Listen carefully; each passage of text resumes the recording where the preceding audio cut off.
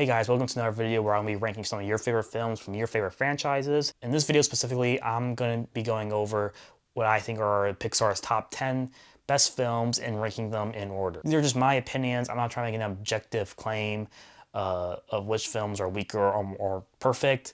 Hopefully I can give some reasoning to why I'm ranking these films the way they are so people don't get too mad at me. But with that out of the way, let's get right into it. Number 10, Coco. Now, I'm not really a big fan of recent Pixar films, but I think Coco is definitely an exception, where it's a really strong, impressionable film that I have a lot of respect for. And while I think Coco doesn't really reach the heights of a lot of Pixar classics that are going to be featured in this list, I still think it's worth mentioning. It's good enough to come into the top 10. The film really has its own strong identity, which is visually spectacular, making great use of the Day of the Dead aesthetics. And it really tells a very tear-jerking story about family and legacy and reconciliation. That even though I haven't really seen the film since it first came out in theaters, I still really remember it vividly to this day. Not just the visuals what I'm seeing, but all the emotions I felt.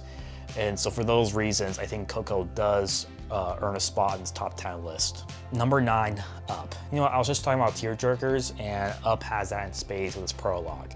The prologue is a masterclass in visual storytelling. In the first few minutes or less, without any dialogue, we are able to see Carl's entire life story and really be invested in him as a character, understand his joys, his sorrows, his regrets, and really feel all of those emotions strongly with him. To the point of crying even. And on top of that, you have Carl and Russell's chemistry, which is really strong, probably some of the most memorable in Pixar films, which there's a lot of steep competition in there, because there's a lot of Pixar films with great chemistry. But the reason why I probably wouldn't rate this film higher on the list as much as other people would want to, is because I think that, as great as those elements are about the film that I just mentioned, I think the second half is kind of, weaker and more forgettable. Not bad, but it's not nearly as strong as the rest of the film, more particularly the first half. I think when people do sing praises about Up, myself included, we really are talking about like the prologue of the film, or kind of just the chemistry between Carl and Russell, and not necessarily the whole film and the climax and how the film delivers the goods in the end. We're mostly talking about like the first act of the movie. So because of that, I wouldn't rank this film higher than 9 on this list, but it still really shows off Pixar's strengths and deserves to be on this list for sure. Number 8, A Bug's Life.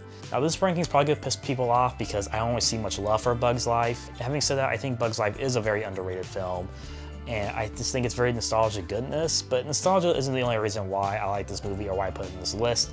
I think Bug's Life is a solid retelling of Seven Samurai, and with that you get very fun and colorful, memorable characters, I think, with voice performances accompanying with that. And on top of that, very fun, creative art direction when it comes to like the ecosystem of these insects. That's very stark and memorable in my opinion.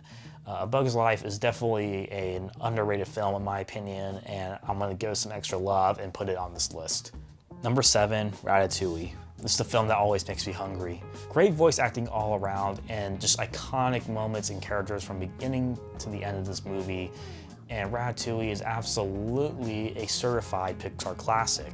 Now, I don't think Ratatouille does anything wrong or bad in the movie or has any weaknesses. I think the reason why I probably wouldn't put it up higher on the list as others might want to is just because there's other films on this list I just personally resonated more with and had higher highs. But I wouldn't beseech anyone for wanting to rank Ratatouille higher on the list. Like I said, I do think it's a classic that really does a really fun, creative story about cooking and food, and it totally works. It's a film that I really like to revisit, honestly. Number 6, Monsters, Inc. Monsters, Inc. and Ratatouille, they're kind of interchangeable for me, but I think Monsters, Inc. Gets the edge for me personally. I think Monsters, Inc. definitely has one of my favorite soundtracks in Pixar films. You also got Billy Crystal, who I think kills it as Mike in this movie and really is the heart of this film as well.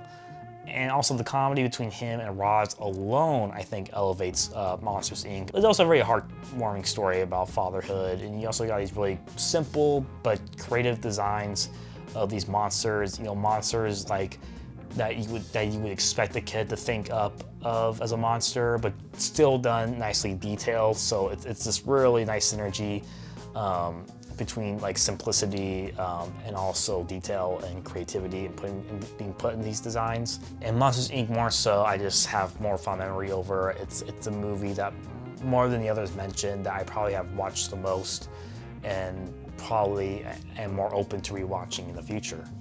Number 5, Finding Nemo. Okay, from here on out, I would say that these Pixar films are definitely the best of the best within Pixar's filmography. Films that I think really represent what Pixar is all about, and films that I won't ever really get tired of rewatching. Finding Nemo, I think, is the first to hit that list. Finding Nemo is probably one of Pixar's most visually spectacular films, both in terms of style and its portrayal of oceanography. The film also strikes a perfect balance between this very fun, family-friendly movie, but also having real levity and stakes in the film. Whether you're talking about the stakes of the harsh reality of nature within the ocean, or you're talking about the levity of like the relationships within this movie and the tribulations that they go through. There's not a dull moment in Finding Nemo in both terms of plot and visuals, and that's why I think Finding Nemo totally deserves to be in the top 5 easily. Number 4, Toy Story 2. Toy Story 2 is probably one of the best sequels I think that's come out in recent memory. It's hard enough to make a sequel to a great film that doesn't feel redundant and unnecessary. It's also even more of a challenge to make a sequel that's probably as good as the first film, but Toy Story 2 totally delivers on that. The film introduces Jessie and Emperor Zurg, who I think are really great iconic characters within the Pixar mythos. You also got Stinky Pete, who's a great solid villain in his own right, very funny and memorable. You also go into Woody's backstory, and I thought that was engaging, and that was an easy trap that Pixar could have fallen into because it really could have just been a redundant retelling of the story that Buzz went through in the first film. But I think with Toy Story 2, they do enough that it gives the story its own identity and Woody his own unique character drama that's separate from what Buzz had to go through, which, like I said, makes Toy Story 2 in a good way feel more standalone and more purposeful. The film also has Wayne Knight, who plays Newman in Seinfeld, so whatever Wayne Knight's in, I'm going to give some bonus points to that film or TV show just on principle because I love Wayne Knight, simple as that. Number 3, WALL-E. WALL-E is not just visually spectacular, but it's also just a masterpiece in visual storytelling. When I say visual storytelling, I don't necessarily mean, using the rules of animation to deliver a story and emotions, which WALL-E certainly does. But I'm also really just talking about cinematic grammar like cinematography and mise-en-scène and editing to tell the story, and that's what WALL-E absolutely does, where you can mute the movie and you can absolutely understand what is going on in terms of both plot, the emotions of characters, and even themes. Those themes having to do with the environment or the technological progress that comes at the cost of the human experience. And all of that is done visually with little to no exposition. But I think WALL-E really made people think like, wow, Pixar isn't just making fun, family-friendly cartoons. They're also making real, sincere pieces of art that rival live-action films. There's a reason why WALL-E is in the Criterion Collection, and that should tell you something. Number 2, The Incredibles. This is really hard. I think The Incredibles is definitely my favorite, but I'd still rank it number 2. It doesn't quite beat the film I put in number 1. But for The Incredibles, not only is it probably one of Pixar's best films, but it's probably one of the best superhero films hands down, assuming we're counting superhero films that aren't based on any existing property. The film has a wonderful visual style of retrofuturism, and it also really blends in espionage, spy thriller tropes and style gracefully within the film as well.